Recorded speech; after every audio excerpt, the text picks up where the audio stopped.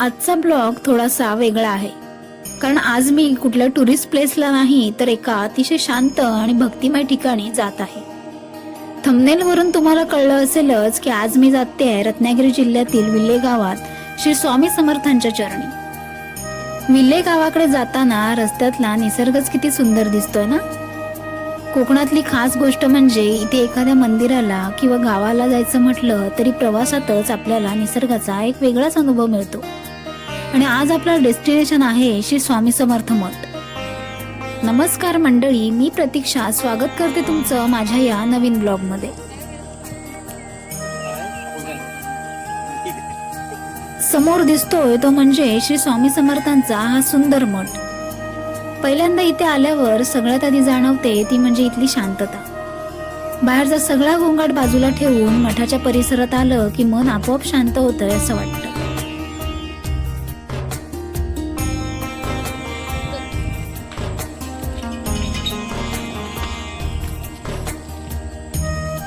चला तर मग स्वामींचं दर्शन घेऊया.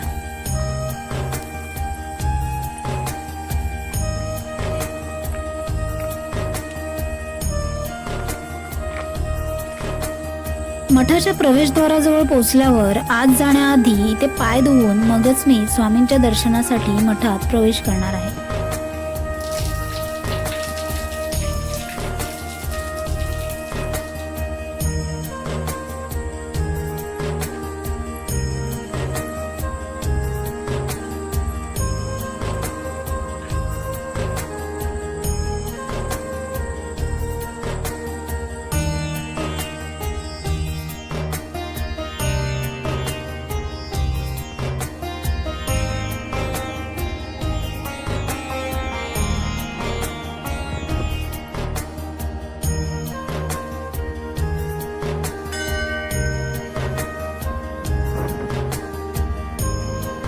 मठात प्रवेश करताच सगळ्यात आधी स्वामींना मनापासून नमस्कार केला.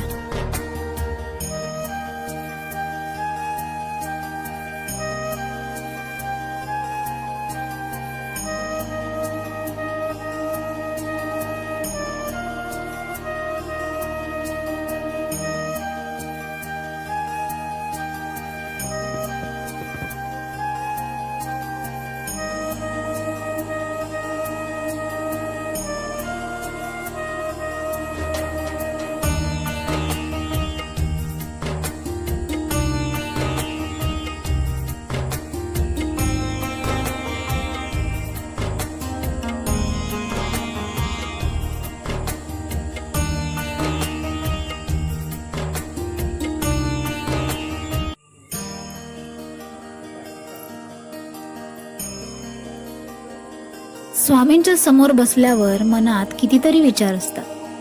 काही इच्छा, काही प्रश्न, काही चिंता, पण त्या क्षणी काहीच बोलावं असं वाटत नाही. फक्त स्वामींकडे पाहत बसावं असं वाटतं. आणि मनात फक्त एकच भावना, स्वामी जे काही माझ्यासाठी योग्य आहे तेच मला द्या आणि जे योग्य नाही ते स्वीकारण्याची शक्ती द्या. कधी कधी देवाकडे मागण्यासाठी काही मोठं नसतं, फक्त मनाला शांतता हवी असते आणि ती शांतता अशा ठिकाणी आल्यावरच मिळते.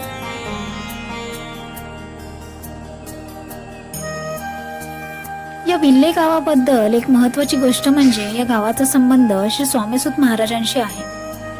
स्वामीसुत महाराजांचं मूळ नाव हरिभाऊ तावडे होतं. स्वामीसुत महाराज हे स्वामी समर्थांचे समर्पित भक्त होते आणि त्यांचा जन्म रत्नागिरी जिल्ह्यातील विल्हे गावात झाल्याची माहिती दिली आहे.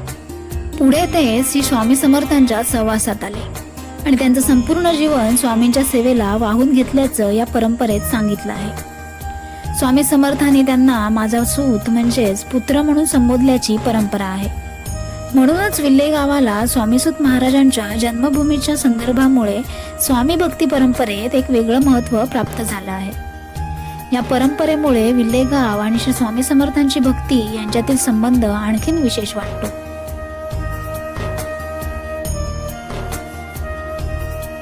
जर तुम्हालाही या स्वामी समर्थ मठाला भेट द्यायची असेल तर तुमच्यासाठी थोडी उपयोगी माहिती सांगते. हा मठ विल्हे गावात रत्नागिरी जिल्ह्यात आहे. त्यामुळे रत्नागिरी किंवा आसपासच्या भागातून येणाऱ्या भाविकांसाठी इथे येणं सोयीचं आहे. जर तुम्ही पहिल्यांदाच इथे येत असाल तर गुगल मॅपवर श्री स्वामी समर्थ मठ विल्हे असं सर्च करून येणं सोयीचं राहील.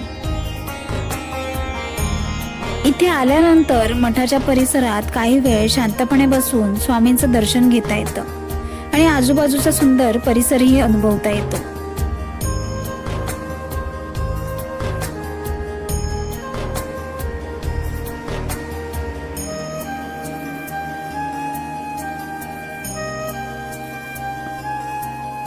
सर्व स्वामी भक्तांसाठी हा मठ सकाळी 7 ते रात्री 9 वाजेपर्यंत दर्शनासाठी खुला असतो. उपलब्ध माहितीनुसार सांज आरती संध्याकाळी 7 वाजता आणि शेजा आरती रात्री 8:30 वाजता अशी वेळ आहे. शेजा आरती म्हणजे रात्री देवाला विश्रांती देण्यापूर्वी केली जाणारी आरती.